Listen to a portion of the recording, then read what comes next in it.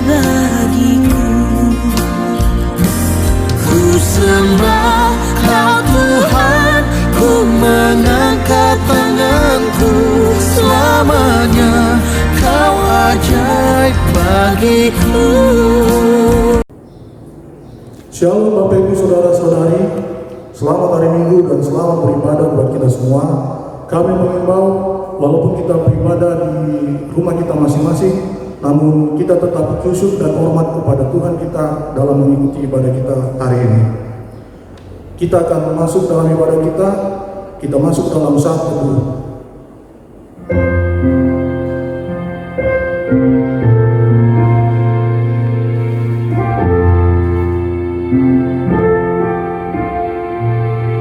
Panggilan berbakti, Mazmur 67 ayat 6 sampai dengan 8. Kiranya bangsa-bangsa bersyukur kepadamu ya Allah, kiranya bangsa-bangsa semuanya bersyukur kepadamu.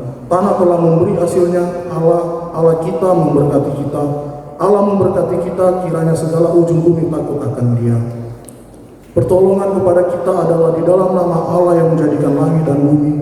Turunlah kiranya atas kita sekalian anugerah dan sejahtera dari Allah Bapa, Anaknya Yesus Kristus dalam persekutuan Roh Kudus. Amin. Kita akan menaikkan pujian kita akan menyembah Tuhan atas berkat kasih karunia Tuhan kepada kita sepanjang hari kita. Kita akan menaikkan pujian berkat kemurahan.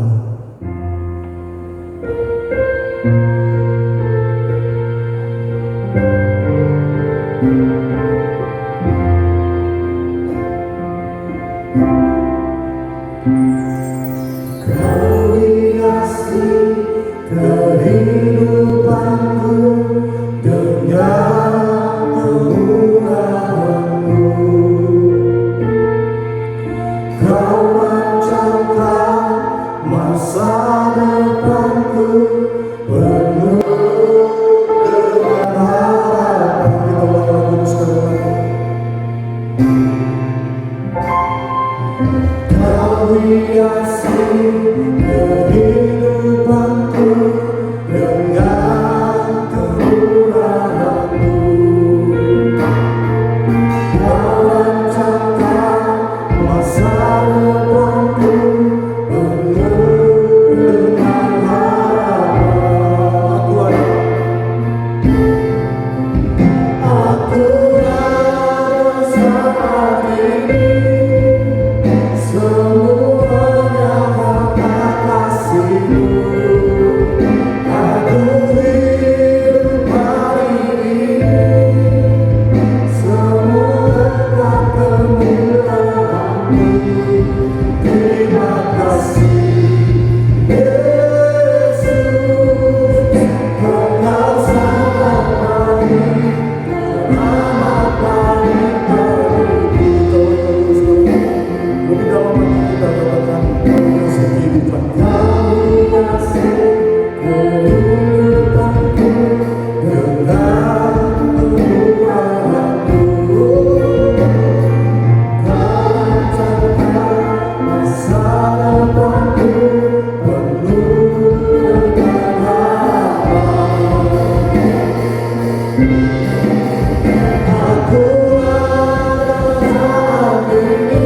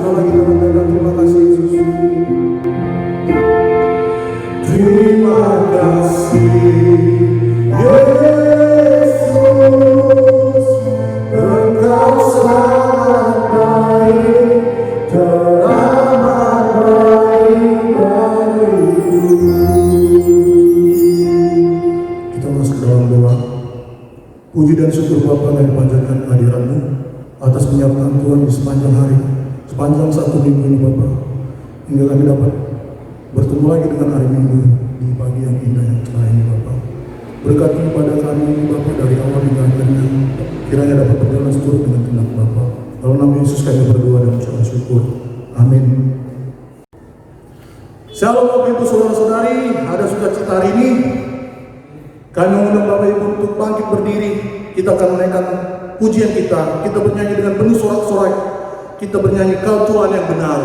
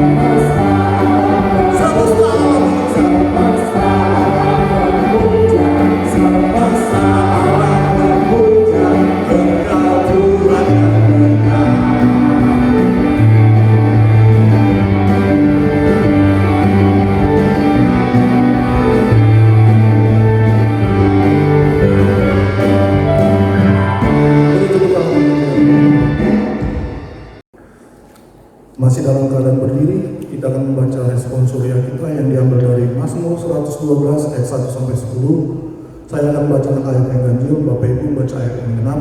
Begitu sampai seterusnya, di ayat 10 kita akan membaca secara bersama-sama. Bahagia orang benar, haleluya. Berbahagialah orang yang takut akan Tuhan, yang sangat suka kepada segala perintahnya. Anak cucunya akan perkasa di bumi, angkatan orang benar akan diberkati. Harta dan kekayaan dalam rumahnya, kebajikannya tetap untuk selamanya. Di dalam gelap terbit terang bagi orang benar, pengasih dan penyayang orang yang adil.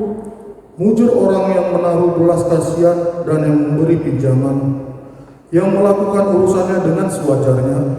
Sebab ia tak akan goyah untuk selama-lamanya, orang benar itu akan diingat selama-lamanya. Sebab ia takkan goyah untuk selama-lamanya. Orang benar itu akan diingat selama-lamanya. Ia tidak takut kepada kabar celaka, hatinya tetap penuh kepercayaan kepada Tuhan. Hatinya teguh, ia tidak takut sehingga ia memandang rendah para lawannya. Ia membagi-bagikan, ia memberikan kepada orang miskin, kebajikannya tetap untuk selama-lamanya. Tanduknya meninggi dalam kemuliaan. Bersama-sama. Orang fasik melihatnya lalu sakit hati. Ia menggertakkan giginya lalu hancur. Keinginan orang fasik akan menuju kebinasaan. Amin. Bapak Ibu, kami persilakan untuk duduk kembali. Kita akan menaikkan pokok doa syafaat kita yang akan dibawakan oleh hambanya Bapak Pendeta Denny Huta Barat. Namun untuk menyambut doa syafaat kita menaikkan lagu pujian Pertolongan-Mu.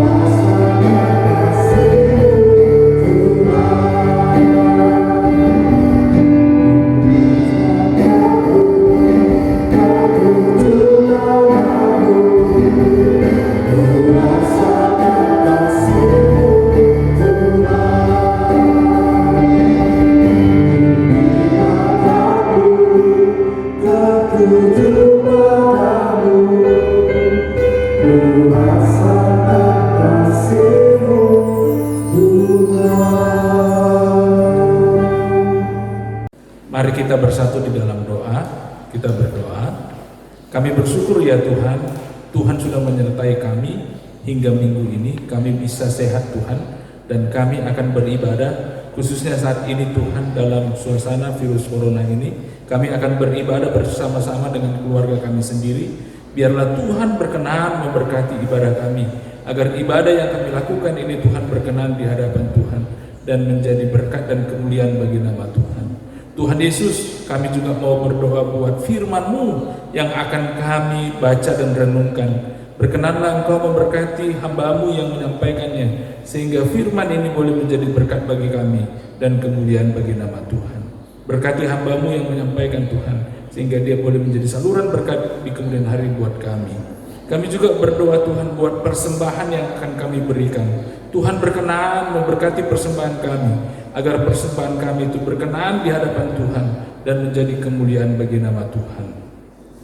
Kami juga berdoa ya Tuhan buat kesehatan kami dan keluarga kami. Jauhkanlah kami dari virus corona yang mewabah di seluruh dunia, sehingga kami Tuhan boleh selamat Bapa. Kami rindu Tuhan Engkau yang senantiasa melindungi kami, sehingga kami boleh Tuhan menikmati kesehatan yang daripada Tuhan. Kami juga berdoa Tuhan buat saudara-saudara kami yang terpapar virus corona saat ini. Tuhan, Engkau yang bisa menyembuhkan mereka. Oleh karena itu Tuhan, sembuhkanlah mereka Tuhan. Kami percaya hanya Engkau tabib yang agung yang bisa memulihkan mereka. Oleh karena itu Tuhan, biarlah Engkau berkenan untuk menyembuhkan mereka yang sakit sekarang ini karena virus corona Bapa. Kami juga berdoa Tuhan bagi saudara-saudara kami yang sekarang ini berduka cita karena virus corona. Tuhan menghiburkan mereka, menghiburkan keluarga besar mereka, sehingga mereka boleh terhibur Bapa. Kami juga berdoa Tuhan buat saudara-saudara kami yang saat ini sulit dalam berusaha dan bekerja. Biarlah Tuhan menolong mereka Bapa, khususnya dalam usaha-usaha saudara kami yang saat ini Tuhan sedang mengalami kemunduran. Tuhan kiranya berkenan untuk memberkati, sehingga mereka juga bisa menafkahi keluarga mereka Bapa. Kami rindu Tuhan Engkau menolong saudara-saudara kami yang saat ini Tuhan dalam kesulitan, khususnya dalam ekonomi. Mohon Tuhan Engkau berikan jalan keluar kepada anak-anak-Mu, khususnya anak-anak-Mu yang berseru kepada Tuhan saat ini. Kami juga berdoa Tuhan buat anak-anak kami yang saat ini tidak bisa belajar bersama di sekolah mereka masing-masing. Tuhan berikan hati kepada anak-anak kami agar mereka mau belajar secara mandiri, sehingga kemudian hari mereka juga bisa berhasil Tuhan, dan mereka bisa menjadi berkat bagi banyak orang di kemudian hari. Kami juga berdoa Tuhan buat pemerintah kami, khususnya Bapak Presiden kami Tuhan, Joko Widodo. Berkati, berikan dia kepadanya hikmat Tuhan, agar dia bisa memimpin bangsa ini lebih baik lagi ke depan dan lebih sejahtera di masa-masa yang akan datang. Kami rindu juga Tuhan memberkati para gubernur, demikian juga para bupati, wali kota. Tuhan yang berkenan memberkati mereka, sehingga mereka boleh menjadi berkat bagi masyarakat yang mereka pimpin. Kami rindu Tuhan Engkau yang senantiasa menolong mereka, sehingga mereka juga Tuhan boleh menjadi pelayan yang baik bagi masyarakat. Kami juga berdoa Tuhan buat saudara-saudara kami yang terlibat dalam usaha untuk menolong orang-orang yang sakit Tuhan, khususnya para dokter, para perawat, semua para medis. Berikan kepada mereka Tuhan kesehatan, jaga mereka Tuhan, jauhkan mereka terpapar dari virus corona, sehingga mereka boleh menjadi berkat bagi saudara-saudara kami yang saat ini membutuhkan pertolongan mereka, khususnya dalam kesehatan mereka. Kami juga berdoa Tuhan buat saudara-saudara kami yang sudah mau berbagi bagi orang susah. Berkati usaha mereka dan pekerjaan mereka, sehingga mereka juga boleh menjadi berkat bagi orang-orang lain yang membutuhkan pertolongan mereka. Terima kasih Bapa, orang yang sudah mau Tuhan untuk membagi berkat buat orang lain yang sedang susah saat ini. Kami juga tidak lupa Tuhan berdoa buat saudara-saudara kami yang saat ini sedang dalam keadaan sakit. Kami berdoa buat Nyonya Manurung Borugultom. Kami juga berdoa buat John Panggabean, Bapak M.A. Sirait dan Ibu. Kami juga berdoa buat Ibu Suprapti.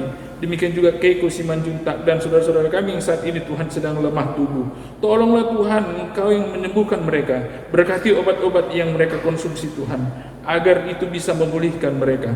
Kami mau serahkan kami semua Tuhan, keluarga kami ke dalam tangan Tuhan. Tuhan pelihara kami semua Tuhan. Tuhan jauhkan kami dari segala mara bahaya. Ini doa kami Bapa. Di dalam nama Tuhan Yesus kami berserah. Amin. Kita akan mendengarkan firman Tuhan yang akan dibawakan oleh banyak Ibu Guru Pesta Saragi. Namun untuk menyambut firman Tuhan kita bernyanyi, kita harus membawa berita.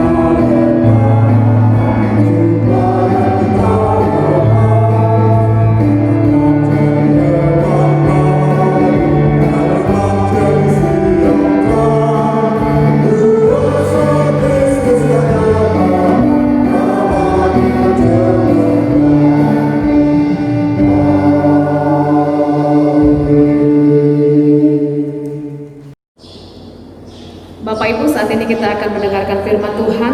Mari kita bersatu di dalam doa. Bapak yang baik, kami bersyukur Tuhan untuk lawatan dan kebaikan Tuhan yang boleh kami rasakan dalam kehidupan kami. Dan saat ini kami memuji memuliakan Tuhan.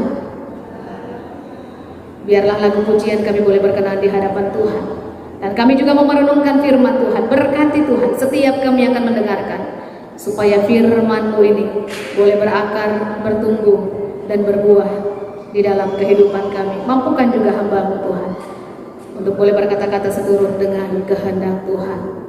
Terima kasih Tuhan, dalam nama Yesus kami sudah berdoa dan bersyukur. Amin. Bapak Ibu yang terkasih, firman Tuhan pada saat ini bagi kita diambil dari kitab Lukas 19 ayat yang pertama sampai ayat yang ke-10.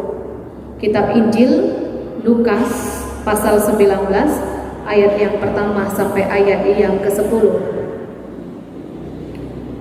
Saya akan membacakan untuk kita semua. Injil Lukas pasal 19 ayat yang pertama sampai ayat yang ke-10. Demikianlah firman Tuhan. Yesus masuk ke kota Yeriko dan berjalan terus melintasi kota itu. Di situ ada seorang yang bernama Zakheus, kepala pemungut cukai, dan ia seorang yang kaya.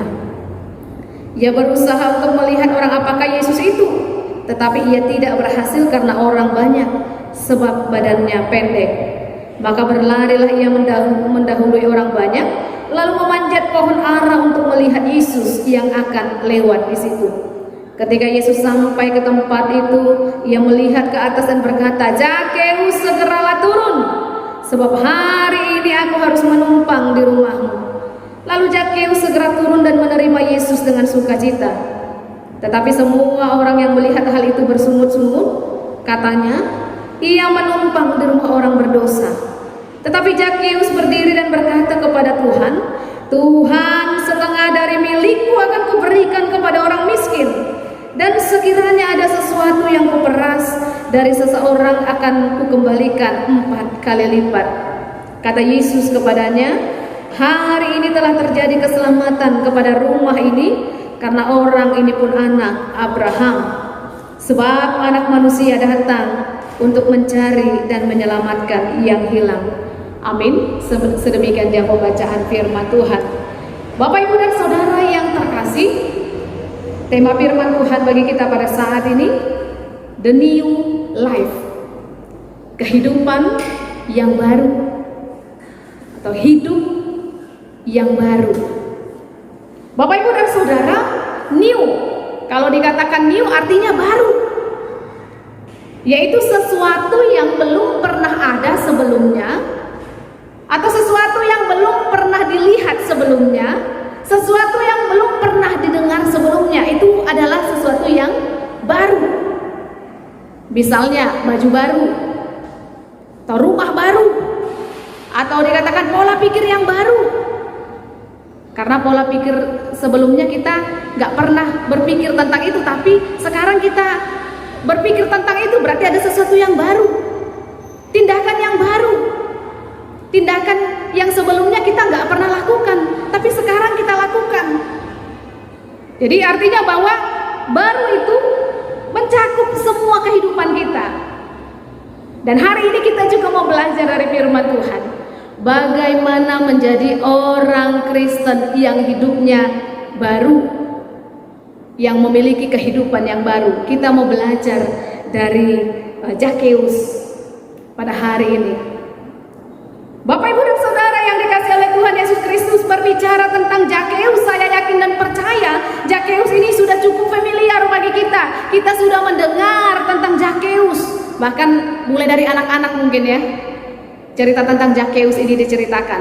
Dikatakan bahwa dia adalah orang yang kaya, dia adalah seorang pemungut cukai. Dan secara fisik dikatakan badannya pendek. Dan yang kemudian lagi, ya orang banyak yang gak suka dengan dia. Itu terlihat ya, ayat yang ke-7. Bersungut-sungut ketika Yesus mau menumpang di rumahnya. Artinya dia adalah orang yang tidak disukai. Tetapi Bapak, Ibu, dan Saudara yang dikasihi oleh Tuhan Yesus Kristus, ketika suatu hari Yesus datang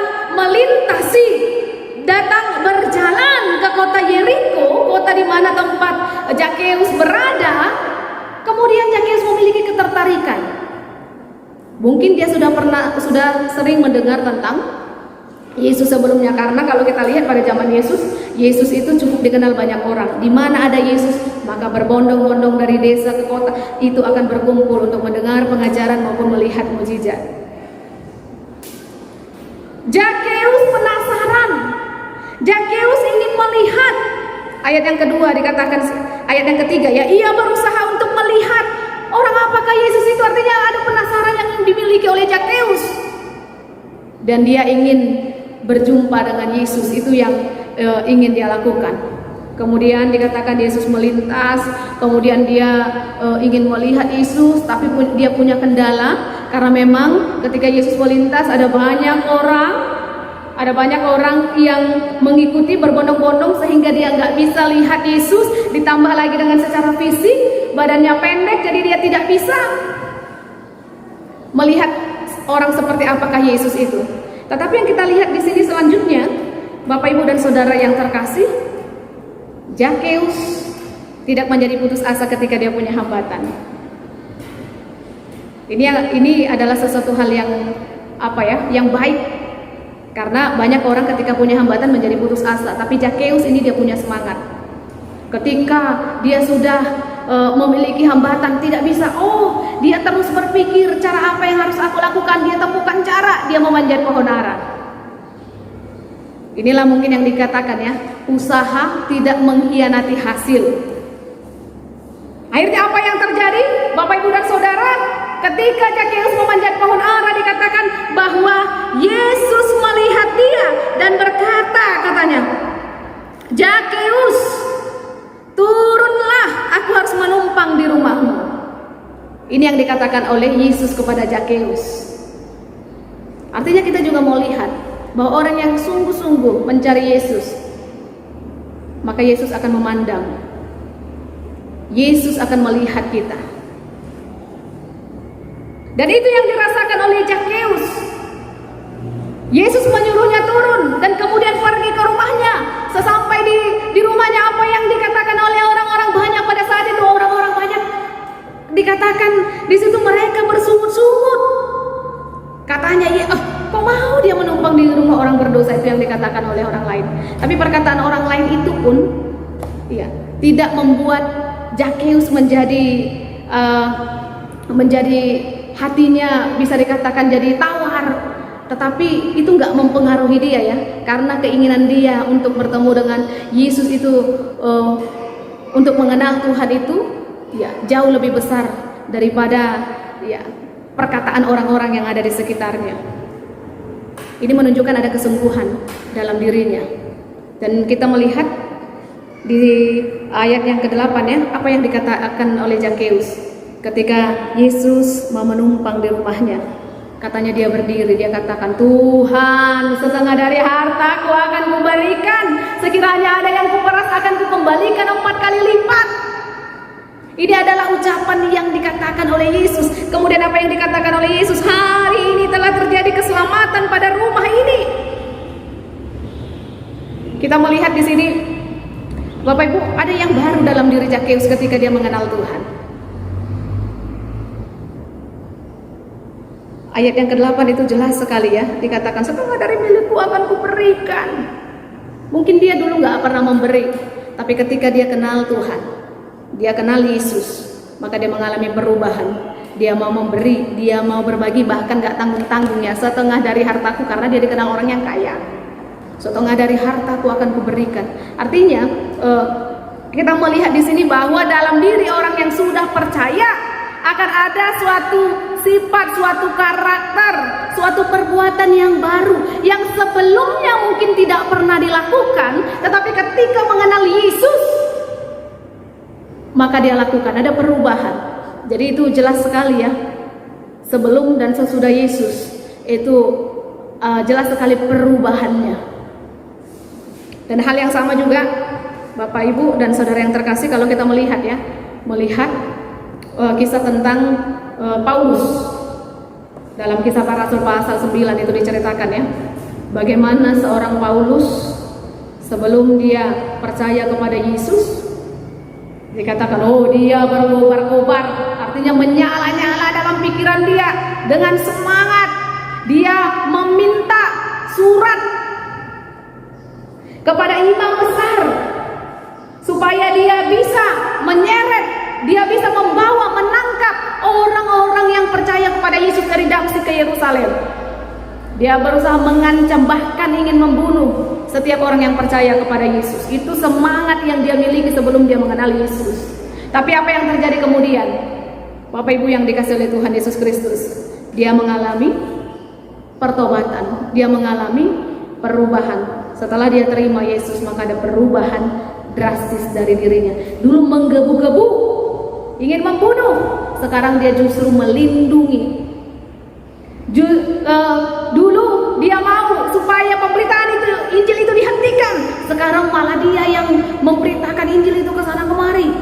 Artinya kita melihat ada perubahan hidup yang drastis yang dialami oleh Paulus ketika dia mengenal Yesus. Maka ada sesuatu yang baru, sikap, karakter, tujuan yang baru dalam dirinya, dalam diri Paulus.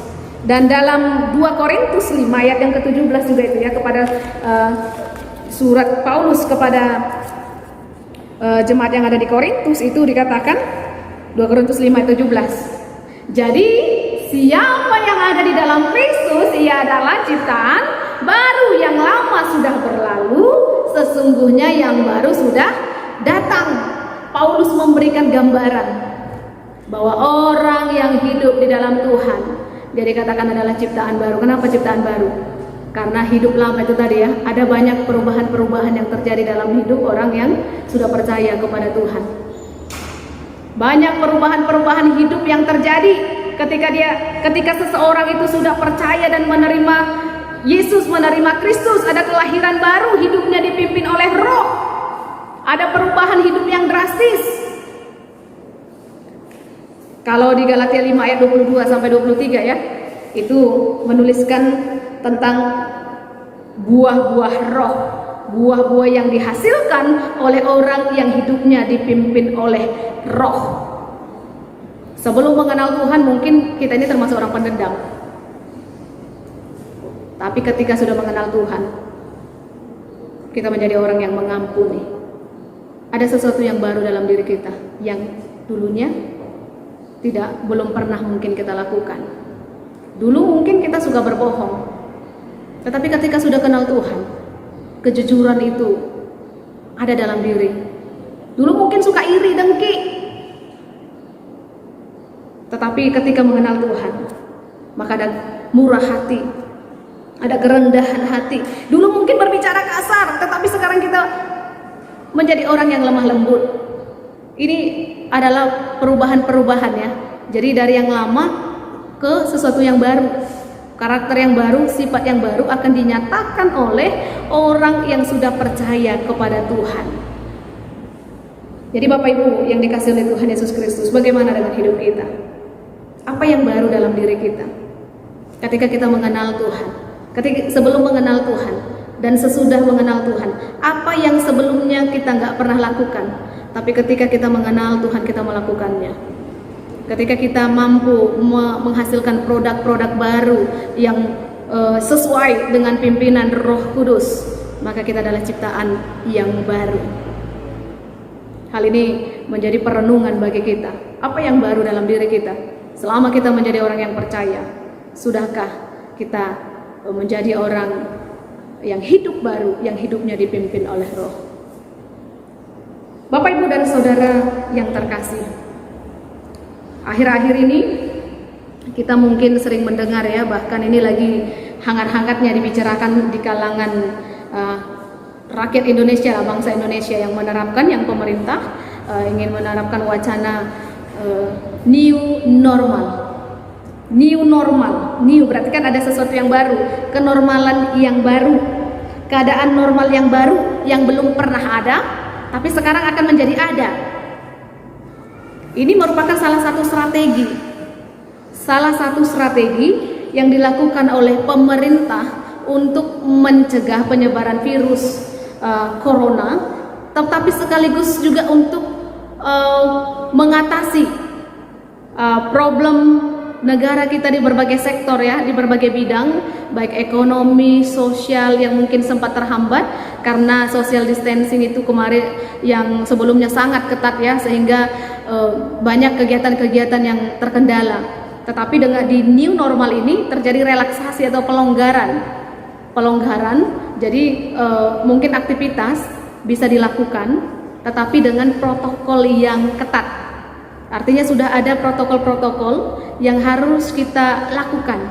Contohnya ya itu tadi ya, memakai masker, kemudian rajin mencuci tangan, menjaga jarak satu dengan yang lain, dan masih banyak protokol yang dianjurkan oleh pemerintah untuk kita lakukan.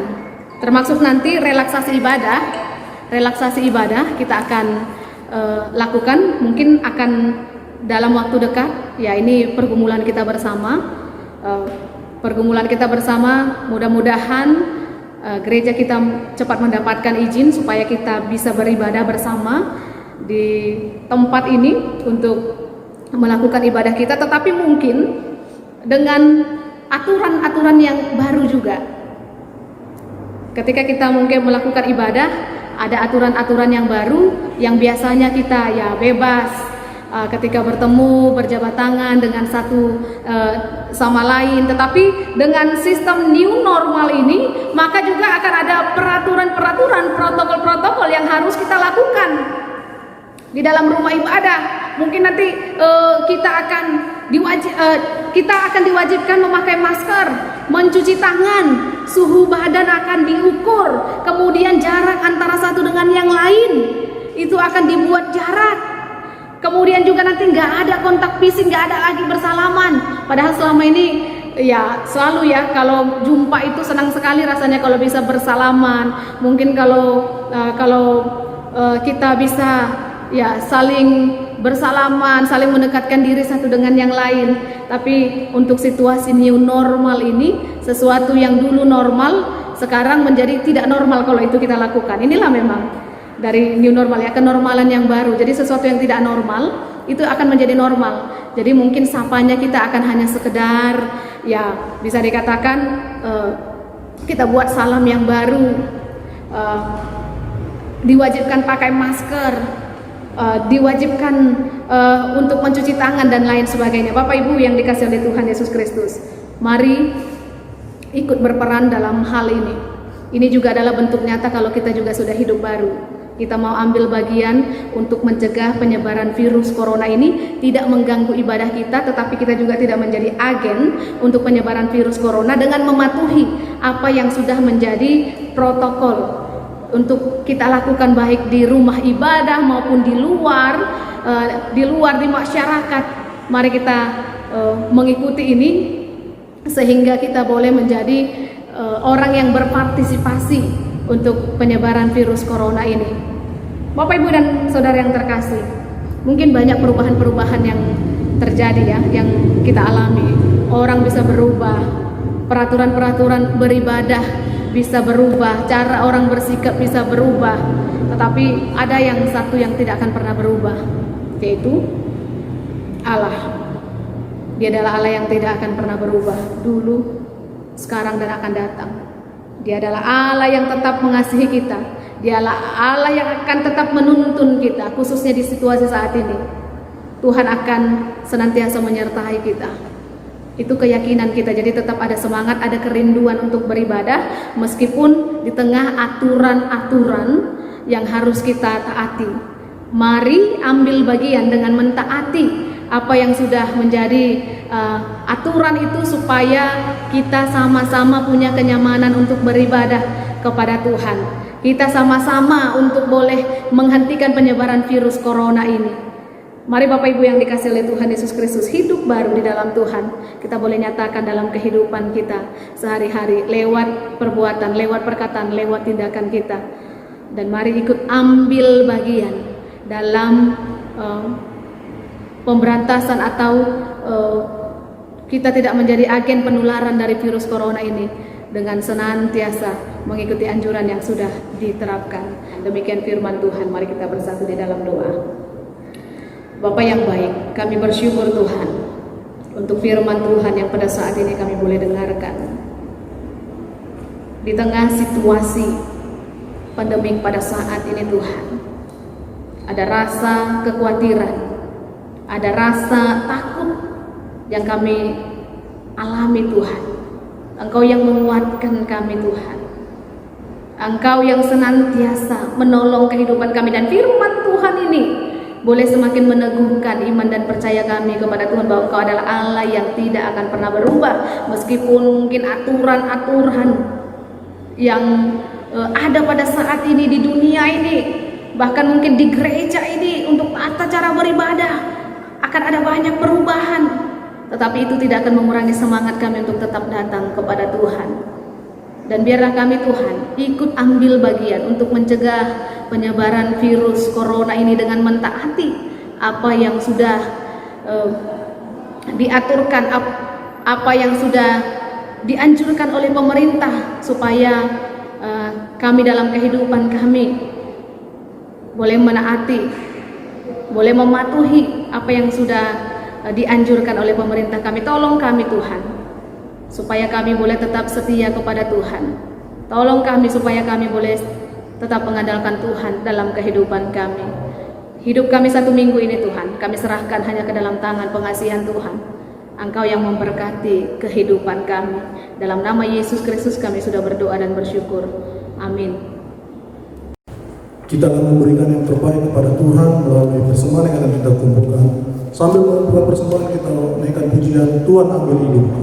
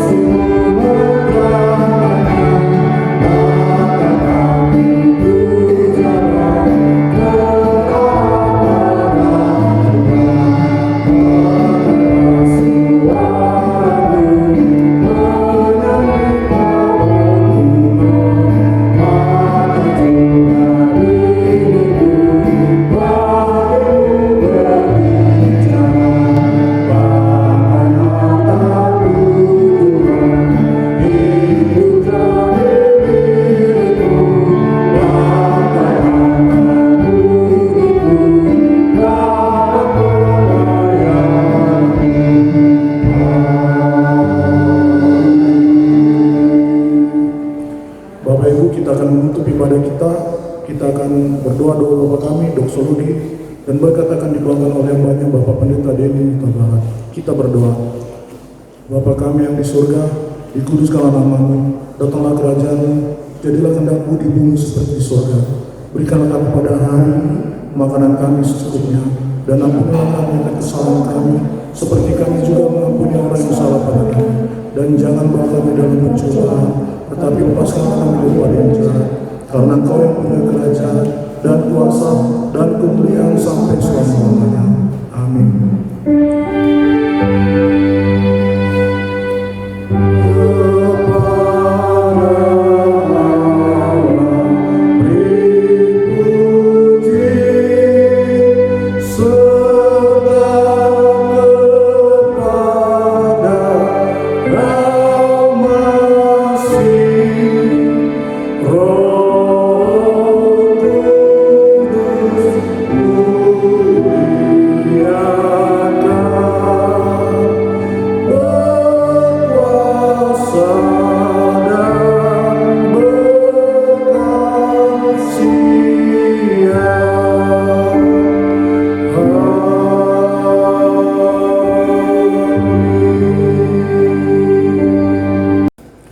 Kata Yesus kepadanya, "Hari ini telah terjadi keselamatan kepada rumah ini, karena orang ini pun anak Abraham, sebab anak manusia datang untuk mencari orang yang menyelamatkan yang hilang."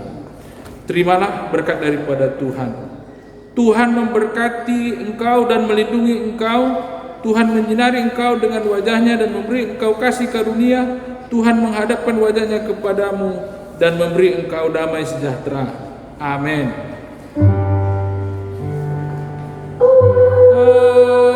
Amin. Amin.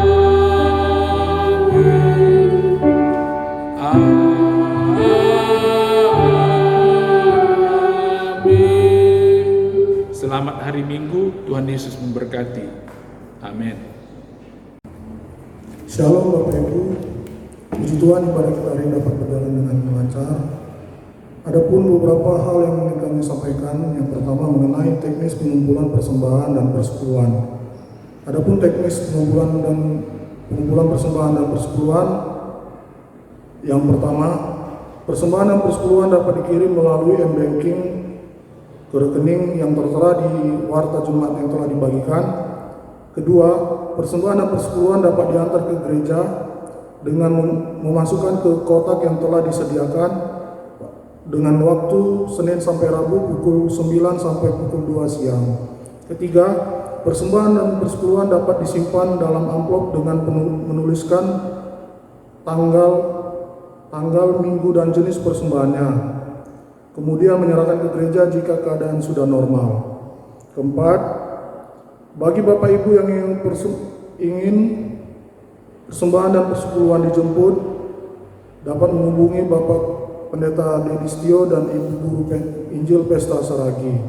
Kelima, persembahan dan ucapan syukur dan persepuluhan dapat dikirimkan melalui aplikasi Link Aja, GoPay, Oppo, Dana, ShopeePay. Langkah-langkah pembayarannya adalah sebagai berikut, dapat kita lihat dalam warta yang telah dibagikan.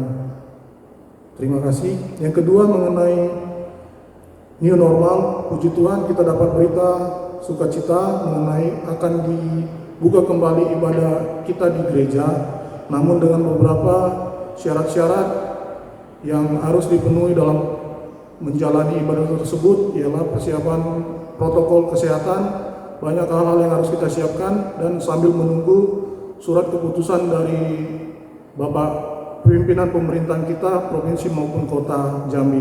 Demikian yang dapat kami sampaikan. Tuhan Yesus memberkati kita semua. Shalom. Karena kemurahan Tuhan ku ada sampai hari ini. Karena kebaikan Tuhan, janji-Mu terjadi bagiku. Ku sembah Kau Tuhan, ku mengangkat tanganku. Selamanya Kau ajaib bagiku. Ku sembah Kau Tuhan, ku mengangkat wajahku. Selamanya Kau hebat bagiku. Ku sembah Kau Tuhan, ku mengangkat tanganku. Selamanya Kau ajaib bagiku. Ku sembah Kau Tuhan, ku mengangkat wajahku. Selamanya Kau hebat bagiku. Ku sembah